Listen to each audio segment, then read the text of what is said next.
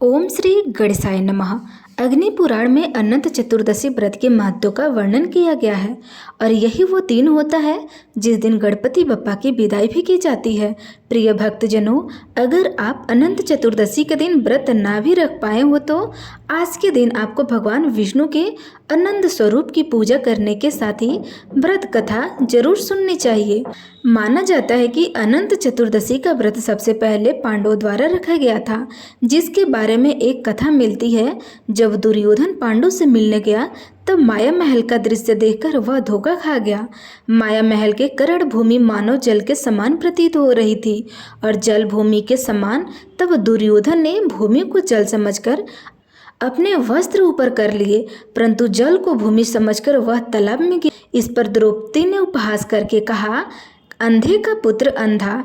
इसी बात का प्रतिरोध लेने के लिए दुर्योधन ने अपने मामा शकुनी इसके साथ मिलकर एक षड्यंत्र रचा और पांडवों को युद्ध में पराजित करके भारी सभा में द्रौपदी का अपमान किया था। इस प्रकार पांडवों को 12 वर्ष का वनवास और 1 वर्ष का अज्ञातवास मिला। अपनी प्रतिज्ञा को पूरी करते हुए पांडव अनेक कष्ट सहते हुए वन में रहे थे। तब धर्मराज युधिष्ठिर ने भगवान कृष्ण से इस दुख को दूर करने का उपाय पूछा। इस पर कृष्ण भगवान युधिष्ठिर से कहते हैं कि जुआ खेलने के कारण लक्ष्मी तुमसे रुष्ट हो गई हैं। तुम अनंत चतुर्दशी के दिन भगवान विष्णु का व्रत रखो, इससे तुम्हारा राज्यपाट तुम्हें वापस मिल जाएगा। तब इस व्रत कथा का महत्व बताते हुए भगवान श्री कृष्ण ने उन्हें एक कथा सुनाया। इस कथा के अनुसार बहुत समय पहले की बात है।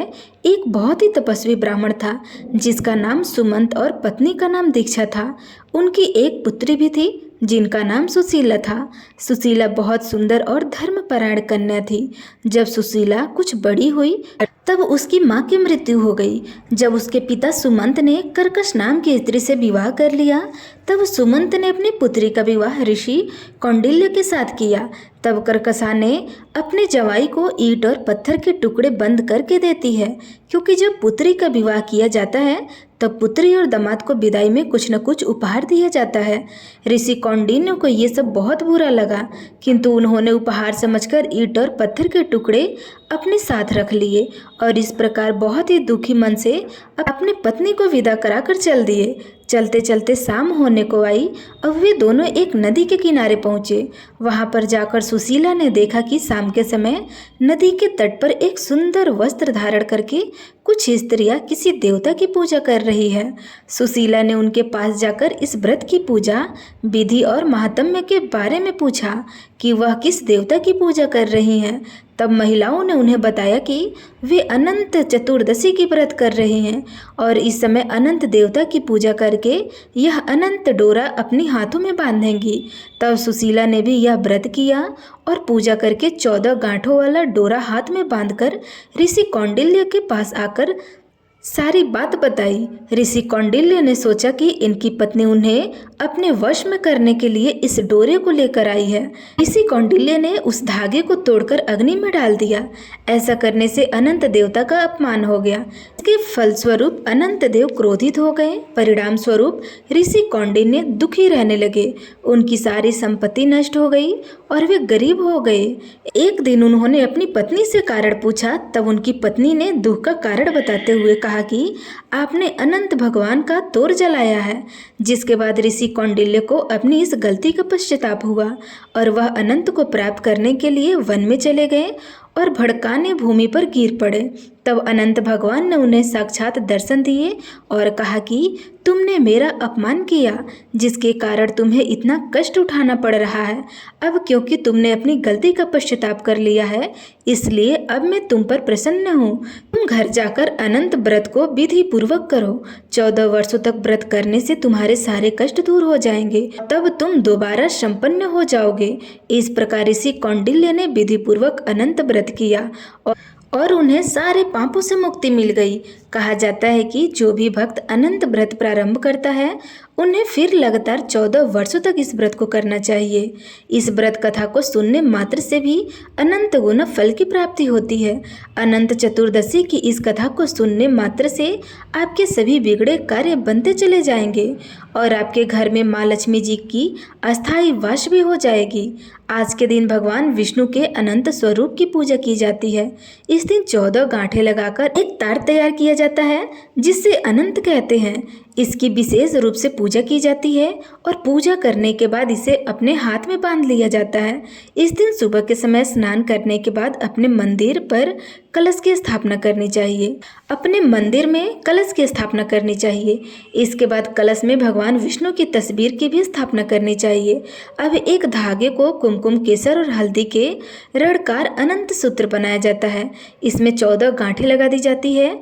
आप चाहे तो मार्केट से बना अनंत भी खरीद सकते हैं।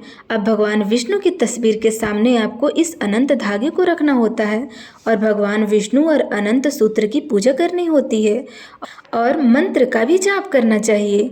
इस प्रकार अनंत धागे को अभिमंत्रित करके अनंत देव का ध्यान किया जाता है और फिर पूजा करने के बाद पुरुष अपनी दाहिने भुजा में और स्त्रियां अपनी बाएं भुजा में अनंत धागे को बांधती है।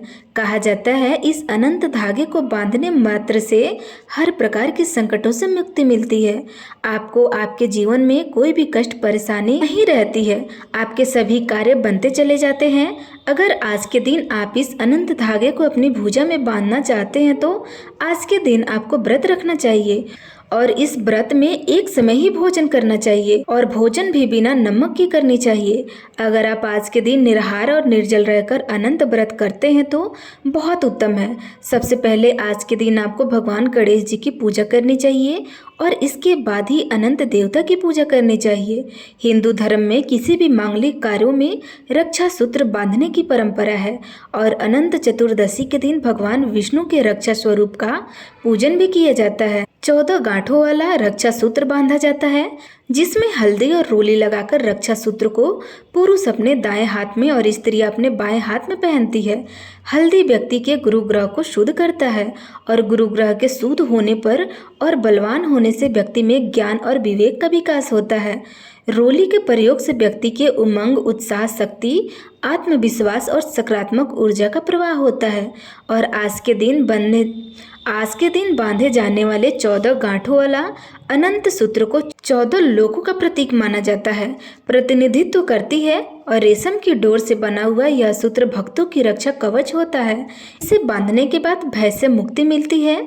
मान्यता है कि पूरे 14 साल तक सभी नियम से पूजा पाठ करके 14 गांठ वाला अनंत सूत्र जो बांधता है उस पर भगवान विष्णु की कृपा बरसती है और अंत में वैकुंठ लोक की प्राप्ति होती है। तो प्रेम से बोलिए अनंत भगवान की जय, श्री विष्णु भगवान की जय, श्री गणेश भगवान की जय।